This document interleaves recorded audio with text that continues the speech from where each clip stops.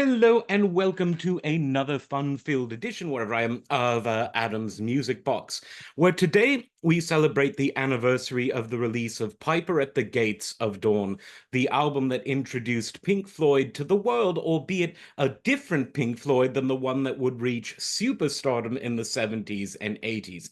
This was the Pink Floyd where the songwriter was Syd Barrett, the mercurial, larger-than-life, interesting, tragic, intriguing figure of Syd Barrett.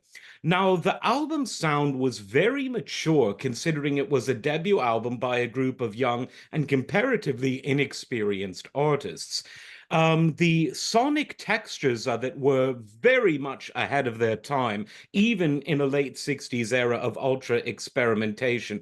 It sounded like something different, and although people tried to box it in with the sort of psychedelic musical movement that was happening in 1967, 68, and 69, there were really some different things going on the album. I really consider it a fusion album. It's the fusion of traditional English folk music, which is distinct from other forms of folk music, and the modern rock and roll sensibilities at the time. But in terms of both lyrical content, in terms of the humor interjected into the harmonics, in terms of the surprise where a major chord resolves itself into something minor, and so on, all of that is what it's at once very modern, but at the same time different than the other modern rock at the time. But it also hints to this bucolic, humor infused English folk music. It frankly owes as much to Vaughan Williams and Elgar as it does to the Jefferson Airplane, who were contemporaries of Pink Floyd in that psychedelic sound, one from London, one from San Francisco.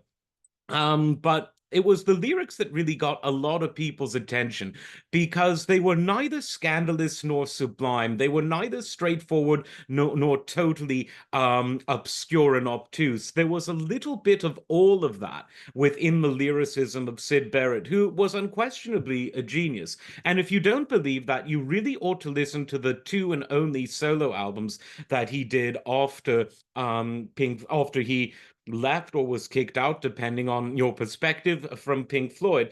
And these albums were, of course, the Madcap Laughs and Simply Barrett. Now, these albums are generally much more stripped down than the band effort on Piper at the Gates of Dawn, and you can really see without much of a net just how creative Syd is. All of those surprise chord changes, the interesting things he does with harmony, the lyrics that are at once sarcastic, sardonic, and yet deeply empathetic, filled with pathos and very direct, seemingly a contradiction, but resolved in that beautiful brain of Syd Barrett's. That is all on his solo albums, just as much as it's present on the Piper at the Gates of Dawn.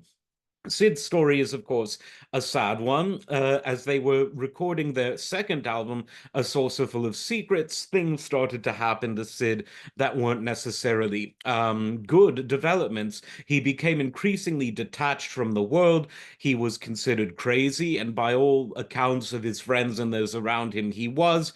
And he seemed to mock the fame that the band had worked for.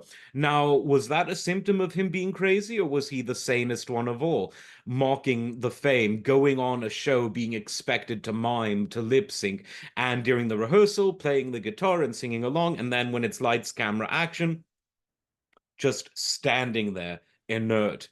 Was he making a statement? I think he may well have been. And so there's a lot that can be said about what Syd Barrett was and what happened to him. Clearly, it wasn't a good condition that he had in terms of his psyche.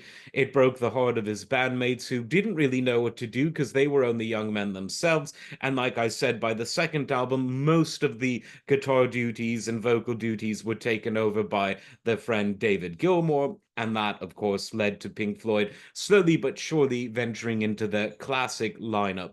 But The Piper at the Gates of Dawn really stands as a unique album, even if it didn't have the name Pink Floyd attached. It's a wonderful album, as are the Syd Barrett solo albums that can really be seen as the successors in this great trilogy. And of course, there's Jug Band Blues on Saucer Full of Secrets, which showed that Syd, even on the second album, still made a clear difference to a band that once he left struggled for a few years to find its identity before Roger Waters became the leader. Let's all salute Syd Barrett, and let's all take a listen to the Piper at the Gates of Dawn. Like, subscribe, and we will see you next time. Take care.